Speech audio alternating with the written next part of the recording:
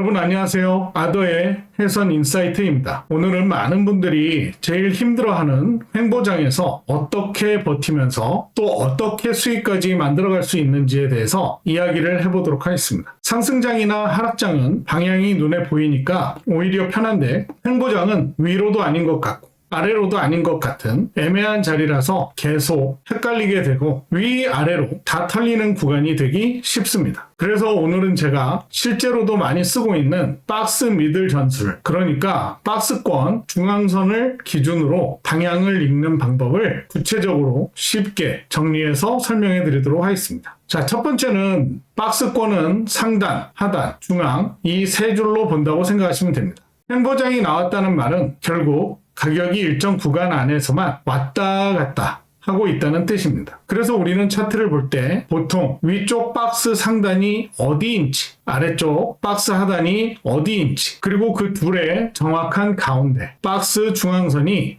어디인지 이 세 줄을 먼저 잡고 시작하면 좋습니다. 많은 분들이 박스 상단과 박스 하단만 보고 여기서 매수다, 여기서 매도다 이렇게만 생각을 하시는데요. 실제로 방향을 결정하는 그 자리는 그 중간에 있는 미들라인인 경우가 굉장히 많습니다. 왜냐하면 이 미들라인이 이제 위로 갈지 아니면 아래로 갈지를 시장이 선택하는 분기점이 되기 때문입니다.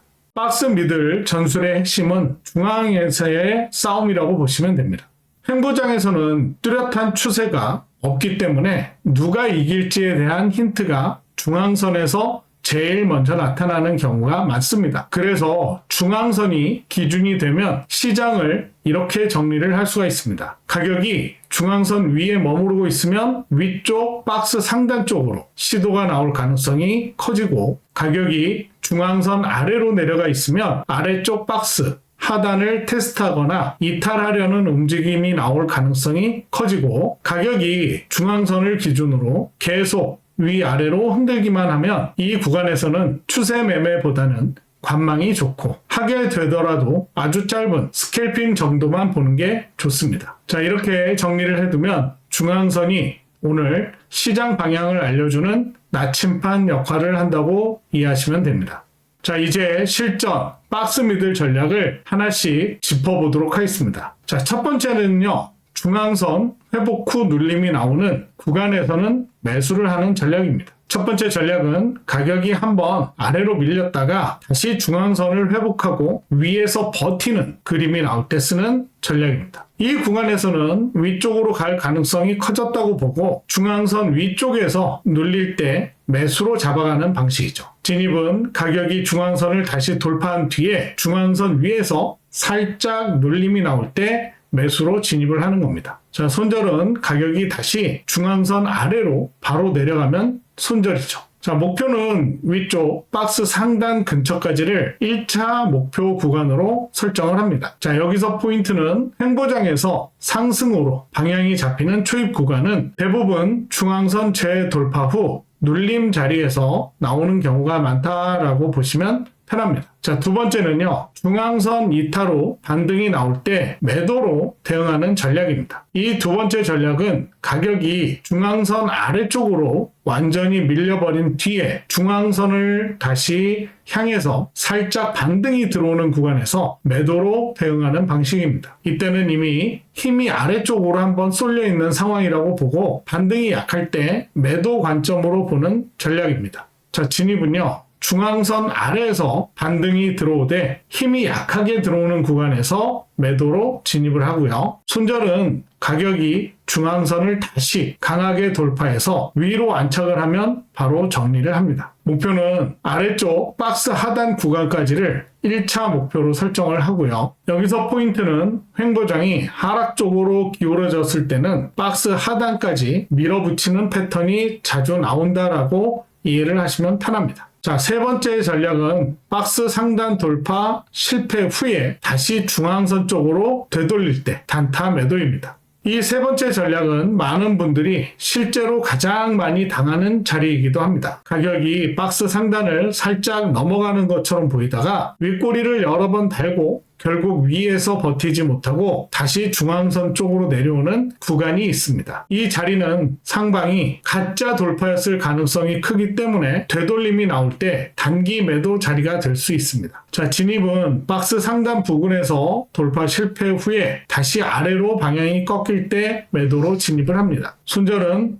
박스 상단을 다시 강하게 돌파하면서 안착을 하면 바로 손절입니다. 목표는 중앙선 부근까지 단기 목표로 보는 단타 매매이고요. 여기에서 포인트는 횡보장에서는 상단 구간에서 속이는 패턴이 굉장히 자주 나오기 때문에 상단 돌파 실패 후에 내려가는 첫 파동이 단타로는 가장 깔끔한 자리가 되는 경우가 많다라고 보시면 됩니다. 자, 마지막으로 네 번째 전략은요. 중앙선 부근에서 캔들 폭이 좁아지다가 한쪽으로 터질 때 방향을 따라가는 전략입니다. 자, 이 전략은 박스 미들 전술의 하이라이트라고 보셔도 됩니다. 가격이 위로도 잘 못 가고 아래로도 잘 못 가고 딱 중앙선 주변에서만 아주 좁게 줄어들면서 캔들이 붙어버리는 구간이 있습니다. 자, 이때는 변동성이 점차 죽어가다가 어느 순간 한 번에 터지는 경우가 많은데요. 그 첫 방향을 그대로 따라가는 전략입니다. 자, 진입은 중앙선 부근에서 캔들 폭이 눈에 띄게 줄어들었다가 위나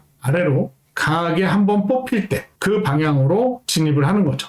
자, 손절은요, 돌파 후 바로 반대로 큰 꼬리가 달리면서 되돌아오면 바로 정리를 합니다. 자, 목표는 돌파 방향으로 나오는 1차 파동 구간을 우선 목표로 설정합니다. 여기에서 포인트는 횡보장은 항상 답답한 구간이 길게 이어진 뒤에 그 답답함을 한 번에 풀어버리는 변동성 폭발 구간이 나온다. 이 첫 폭발 구간이 바로 수익 구간이 될 수 있다라고 이해를 하시면 됩니다. 자, 마지막으로 횡보장에서 특별히 조심해야 할 세 가지 습관을 말씀드리도록 하겠습니다. 이제 반대로 이런 습관은 꼭 피하시는 게 좋은데요. 첫 번째는 중앙선에서 방향이 아직 명확하게 나오지 않았는데 위아래 양방향으로 계속 진입을 하는 겁니다. 두 번째는 박스 상단이나 박스 하단에서 명확한 시그널 없이 감정적으로 매도에 들어가는 것.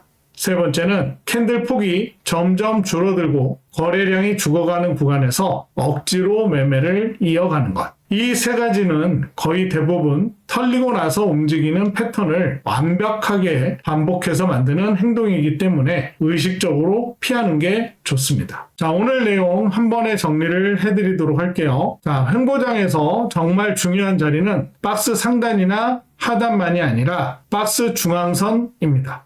가격이 중앙선 위에 계속 머물러 있으면 매수 쪽이 우위일 가능성이 크고요. 가격이 중앙선 아래에서만 움직이면 매도 쪽이 우위일 가능성이 큽니다. 자, 가격이 중앙선을 기준으로 계속 위아래로만 흔들리면 이 구간은 관망을 하거나 초단기 스캘핑 정도만 보시면서 리스크를 줄이는 게 좋습니다. 이 원칙만 머릿속에 딱 잡고 가시면 횡보장이 더 이상 답답하고 어려운 장이 아니라 오히려 확률이 높은 자리만 골라서 진입을 할 수 있는 장으로 바뀔 수 있습니다.